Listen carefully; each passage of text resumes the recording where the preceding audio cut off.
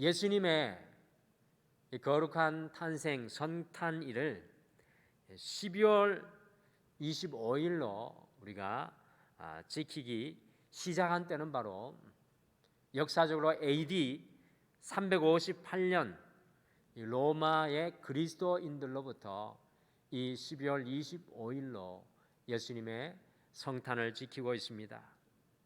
그래서 11월 30일에 가까운 첫 주부터 이 대강절 4주가 시작되어서 12월 25일 이 성탄절을 우리가 지키고 있습니다. 사실 저에게 목사님, 성서에 12월 25일을 성탄로 지키는 근거가 있습니까? 라고 물어보시면 성서에는 사실 정확한 성탄 날짜가 나와 있지는 않지만 우리의 이 영적인 삶에서 이 12월 이 한 달을 주님의 성탄을 기다리는 이 대강절로 보내는 것이 참으로 귀한 영적인 의미가 우리 모든 성도인들 그리고 저에게 있다고 생각을 합니다. 세상 달력은 12월을 한 해의 마지막으로 보지만 이 그리스도인들은 오히려 이 대강절을 예수님과 함께 한 해를 시작하는 시간, 어찌 보면 한 해를 준비하는 시간, 주님으로 채워서 한 해를 시작할 수 있는 힘을 얻는 시간으로 보기 때문에 이 겨울의 이 사순절이라고도 우리가 부릅니다.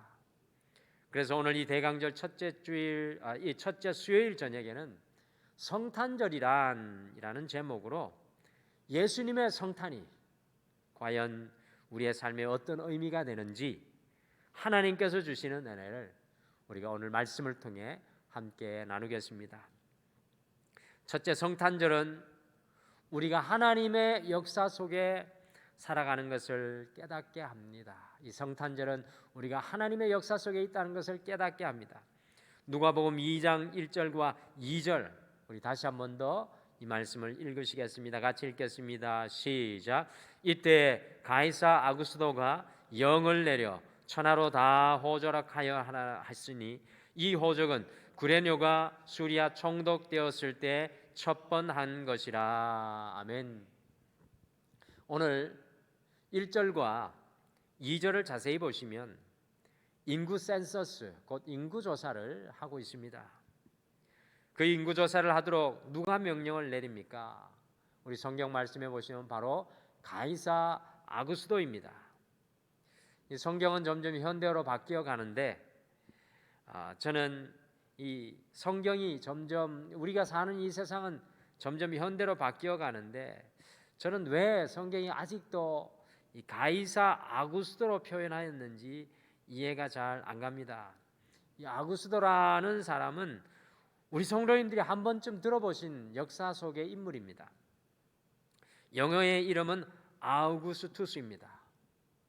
우리가 세계사 시간에 배웠던 아주 유명한 로마의 황제지요. 앞에 보시면 바로 이 사람입니다. 영어로 나는 로마를 흙에서 발견해내었고 지금 죽어가는 나는 너희들에게 이 대리석의 로마를 남기고 떠난다. 이런 말을 이 마지막 유언으로 아우구스투스가 했습니다. 이 아우구스투스의 황제의 얼굴이 페이스북의 CEO인 마크 주크버크와 닮았습니다. 아우구스투스 이전에 로마는 이 세 명의 군주들이 로마 왕국 전체를 세 부분으로 나누어서 다스렸던 이 삼두 정치 체제였습니다. 그러나 여러분들이 잘 아시다시피 아우구스투스가 안토니오와 이 클레오파트라를 BC 31년 악티움 전투에서 이겨가지고 로마 왕국 전체가 단일 황제에 의해서 다스려지기 시작하였습니다. 그 로마 제국의 첫 번째 단일 황제가 바로 오늘 성경에 나오는 아우구스투스인데요. 그는 BC 27년부터 AD 14년까지 약 41년 동안 로마의 제국을 다스렸습니다. 중근동과 유럽, 아프리카 그리고 심지어 영국까지 다스리던 그 아우구스투스 황제가 바로 온 로마 왕국에 속한 사람들이 각자의 고향으로 돌아가서 인구 조사에 참여하라고 명령을 내렸던 것입니다. 그 이유는 세금을 거두어 들이기 위함이었고요. 또 전쟁이 일어났을 때 동원할 사람들을 확인하기 위해서였습니다. 그래서 유다를 감동하였던 수리아의 총독 구레뇨, 곧 역사책의 이름으로는 퀴리니우스에 의해서 유다에서도 인구 조사를 하게 되었습니다. 여러분들 화면에 보시면 역사 속에 실제 시리아의 총독 퀴리니우스의 이 대리석 상입니다. 바로 그때 다윗 왕의 후손이었던 요셉은 곧 아이를 낳게 될 마리아와 약 144km의 거리를 나사렛 북쪽에서부터 베들레헴까지 여행을 하고 와서 인구조사에 참여하게 되었고요. 결국 마리아가 베들레헴에서 아기를 낳게 되었습니다. 나사렛 저기 위에서 아래쪽 베들레헴까지 여행을 옵니다. 오늘 본문 1절과 2절에 의하면 이 요셉과 마리아가 로마 황제의 명령을 쫓아서 이 베들레헴에서 예수님을 낳게 된 것으로 우리가 성경을 읽을 때 보여집니다. 그러나 그것이 아닙니다. 그렇게만 보시면 성경을 너무나 좁게 보는 것입니다. 예수님께서 구체적으로 베들레헴에서 탄생할 것이라는 예언은 약 750년 전에 미가 선지자에게 예언되었고요. 예수님께서 이 땅에 탄생하게 될 것이라는 것은 구약 성경에 약 몇 번 나오는 줄 아십니까? 450번 정도가 예언되고 있습니다. 그러므로 로마의 황제 아우구스투스의 인구조사 명령을 받고 예수님께서 베들레헴에서 태어난 것이 아니라 바로 하나님의 역사 속에 아우구스투스를 사용하여서 예수님께서 베들레헴에 태어나게 하신 것이었습니다. 우리는 하나님의 자녀임에도 불구하고 우리가 살아가고 발을 딛고 있는 세상의 일들이 그저 세상의 것들에 의해서 이끌려가고 있다고 좁게만 보고 살아갈 때가 많습니다.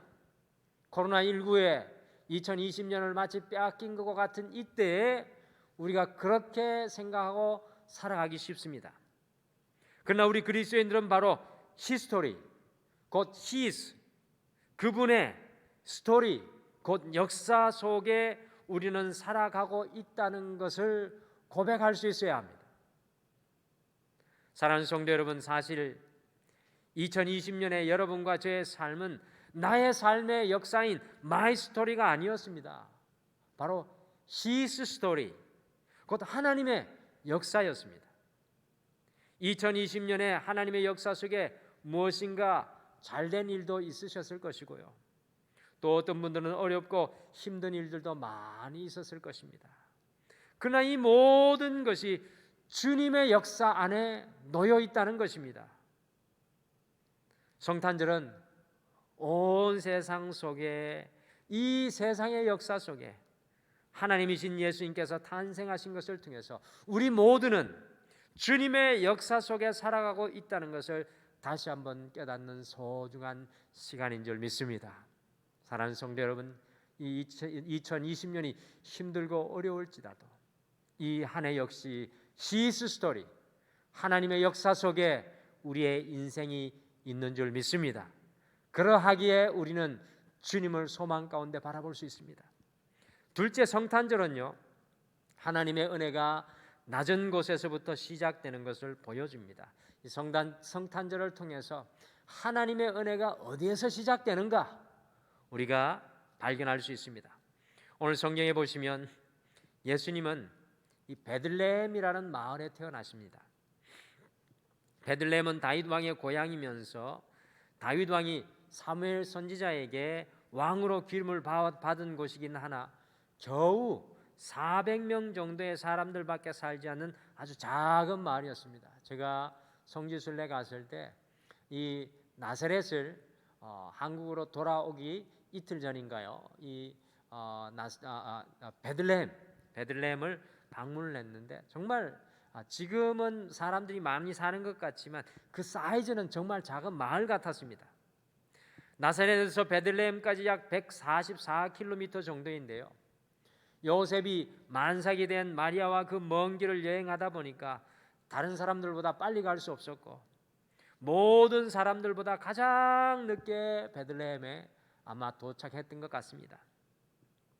그러니 이 요셉과 마리아가 머무를 수 있는 방이 없었습니다. 결국엔 동물이 가는 곳인 짐승의 우리에서 마리아가 아기를 해산하게 됩니다.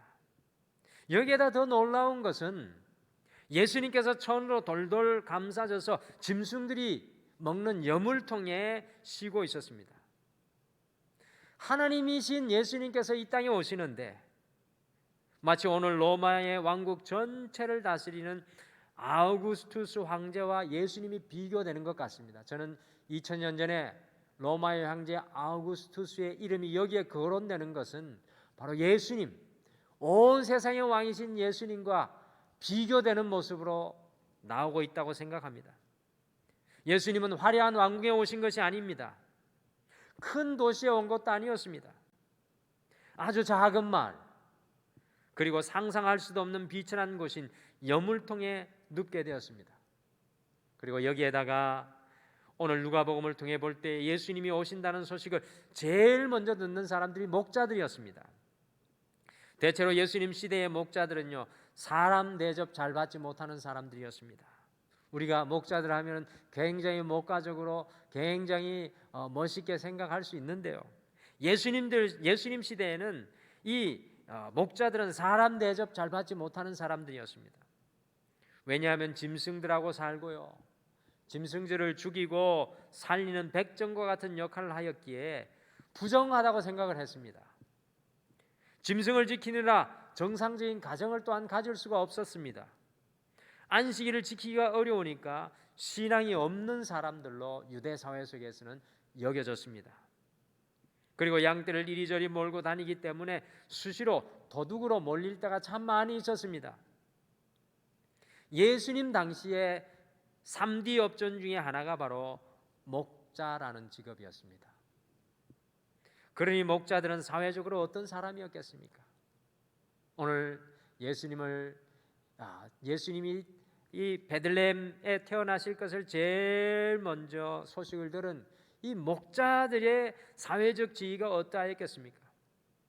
도대체 왜 하나님이신 예수님은 이렇게 작은 마을인 베들레헴, 그리고 방 한 칸도 없이 짐승의 우리에서 태어나시고 동물들의 여물통에 누워 계시고 그리고 세상 사람들이 멸시천대하였던 목자에게 제일 먼저 나타나서 당신의 탄생 소식을 전하신 것입니까?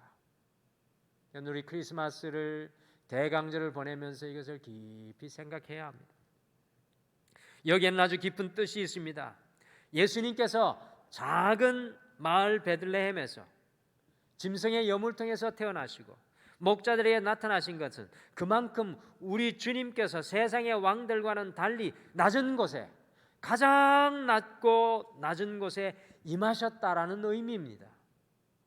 그리하여서 가장 낮은 곳에 있는 어떤 사람이라도, 가장 비천한 사람 어떤 사람이라도, 가장 낙심하고 절망한 어떤 사람일지라도 예수님을 모셔 드릴 수 있도록 하셨던 것입니다. 사실상 예수님의 이 땅에서의 사역은 가장 낮은 사람들에게서부터 시작되었습니다. 예수님의 첫 번째 제자들이 어부였던 것을 기억하시죠?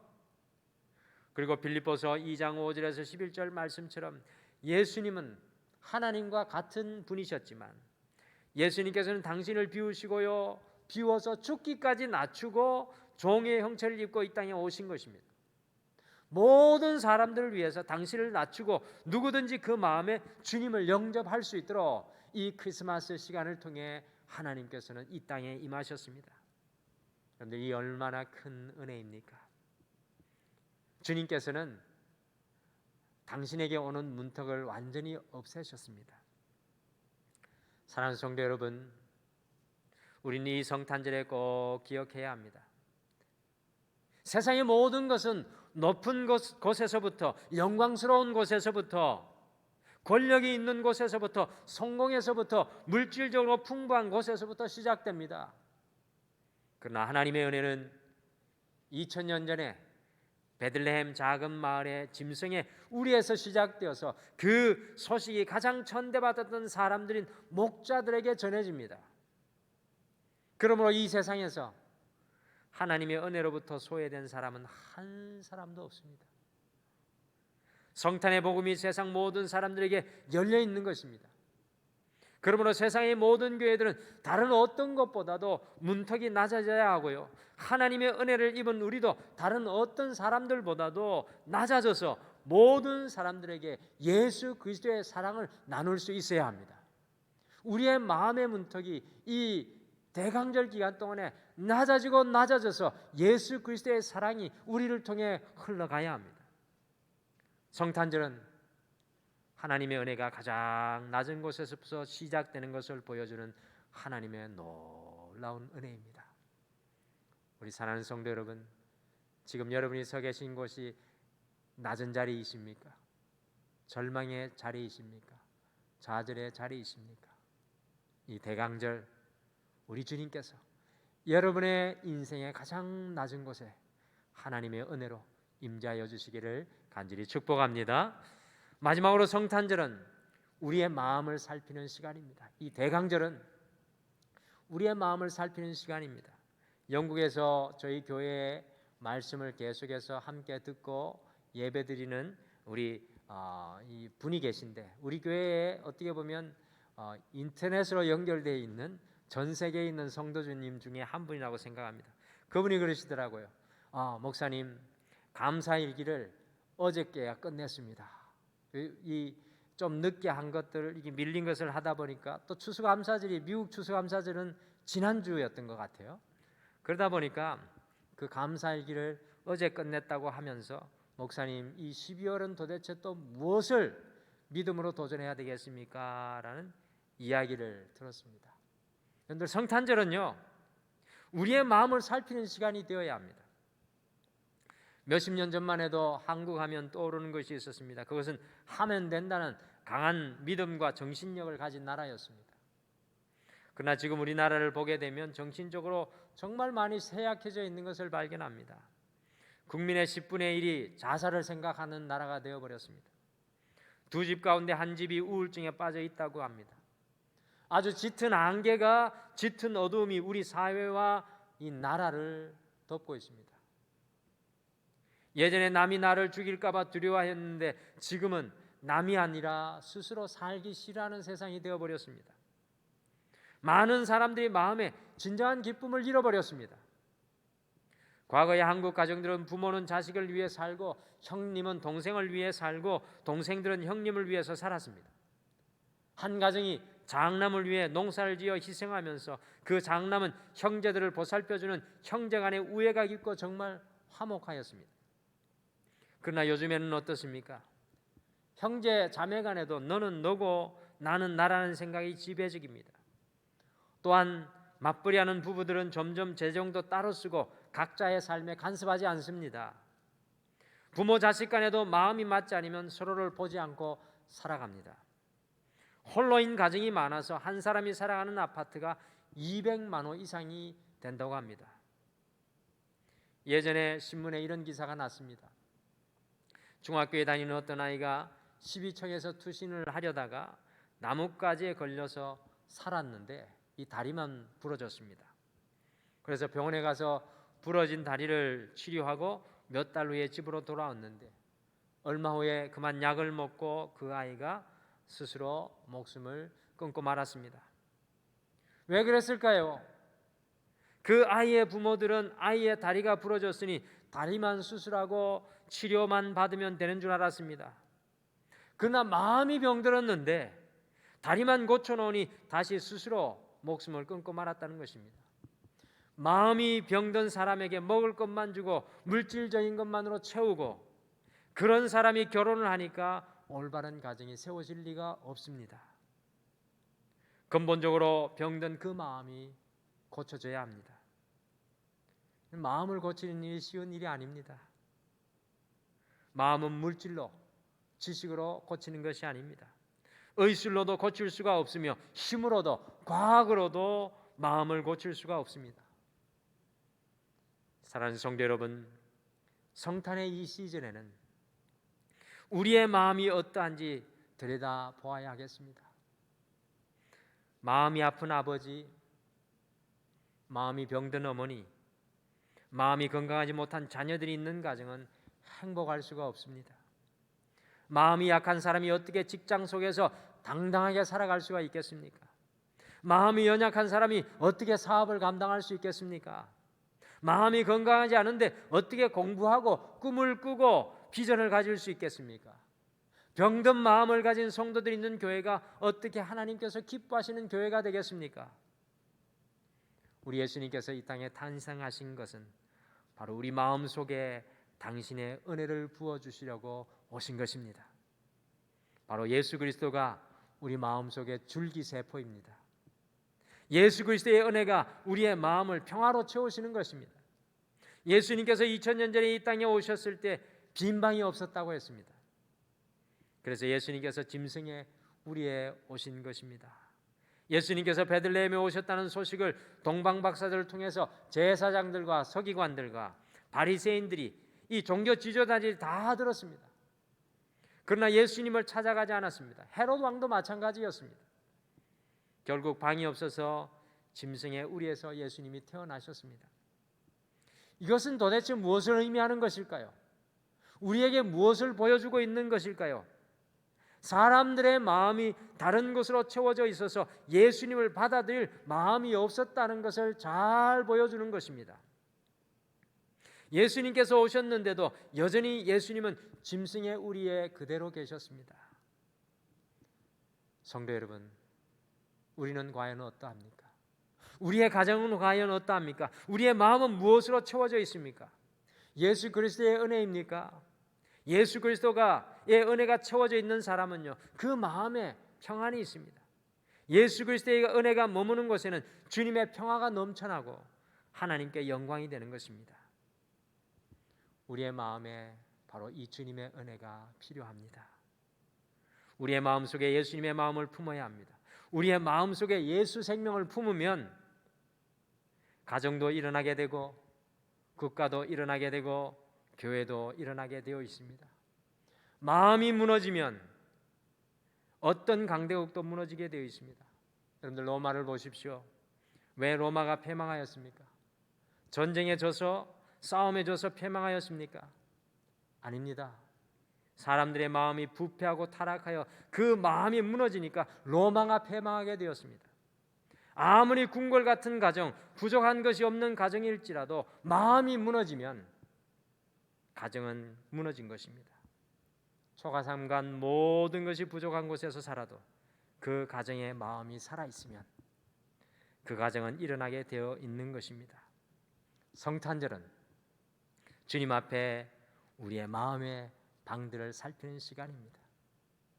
우리의 마음에 복잡한 것을 다 내어놓고 우리의 빈방에 예수 그리스도를 모셔드리는 시간입니다. 오늘 예수님의 성탄을 통해 다시 우리의 삶을 함께 돌아보시길 바랍니다. 성탄절은 우리가 때로는 삶의 고통과 역경 속에, 때로는 하나님의 기쁨과 행복과 축복 속에 있지만 이 모든 것을 붙들고 인도해 가시는 하나님의 역사, 히스 스토리를 깨닫게 합니다. 성탄절은 하나님의 은혜가 가장 낮은 곳에서 시작되는 것을 잘 보여줍니다. 그러므로 하나님의 은혜에 소외된 사람은 한 사람도 없습니다. 마지막으로 성탄절은 우리 마음을 예수 그리스도의 은혜로 채워 하나님의 평화가 우리를 준장하게 하는 시간입니다. 사랑하는 성도 여러분, 이 대강절의 시간에 우리의 빈 마음, 때로는 세상의 것으로 가득 차 있는 우리의 마음을 주님의 은혜로 다시 채우시지 않으시겠습니까? 우리 같이 찬양 한 곡 고백하기를 원합니다. 주님과 같이라는 찬양인데요, 주님과 같이 내 마음을 만지는 분 없습니다. 오랜 세월 찾아 내게는 주님밖에 없음을 깨닫게 됩니다. 주의 자비, 주의 은혜가 나의 빈 마음을 고치시고 치료할 줄 믿습니다. 주님밖에 없습니다. 우리 찬양 고백하시면서 오늘 말씀 생각하시면서 잠깐 기도하겠습니다.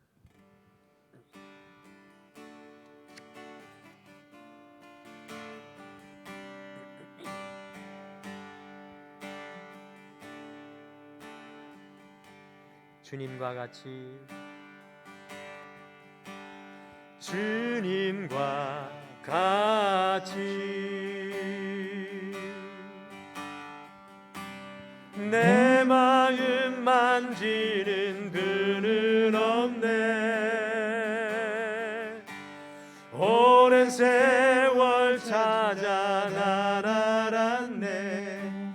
내게 주밖에 없네. 우리 다시 한번 고백하겠습니다. 주님과 같이, 주님과 같이 내 마음 만지는 분은 없네. 오랜 세월 찾아 날 알았네. 내게 주밖에 없네.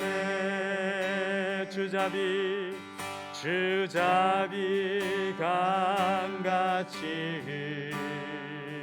흐르고 주 손길 지려 하네. 고통받는 자녀 품으시니 주밖에 없네. 주님과 같이, 주님과 같이 내 마음 만지는 분은 없네. 오랜 세월 찾아 날 알았네. 내게 주밖에 없네. 우리 다시 한번 고백하겠습니다. 주님과 같이, 주님과 같이 내 마음 만지는 분은 없네. 오랜 세월 찾아 날 알았네. 내게 주밖에 없네. 주잡이 강같이 흐르고 주 손길 지려 하네. 고통받는 자녀 품으시니 주밖에 없네. 주님과 같이, 주님과 같이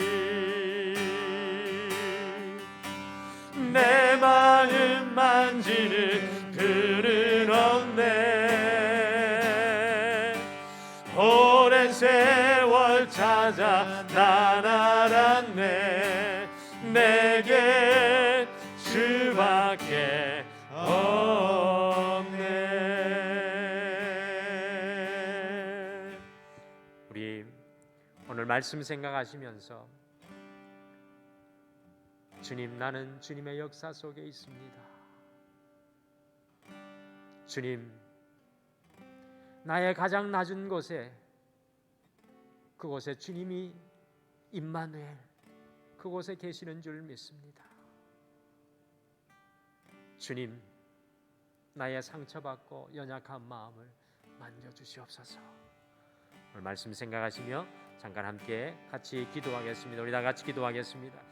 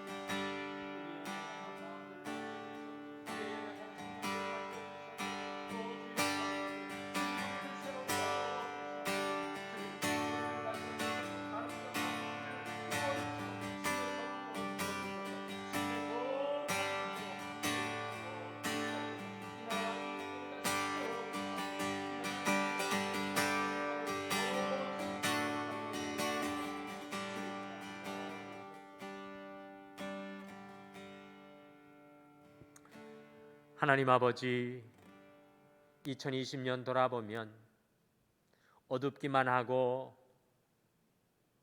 그냥 시간 속에 묻혀버린 시간과 같은 그러한 어려움의 시간들이었습니다. 그러나 2000년 전 가장 인생의 역사 속에 어두웠던 그 자리에 새벽별로 우리 예수님 탄생하셔서 그곳에 소망이 되어주셨던 것을 기억합니다. 우리의 인생의 모든 삶의 길이 시스 스토리, 우리 주님의 역사 속에 있는 줄 믿습니다.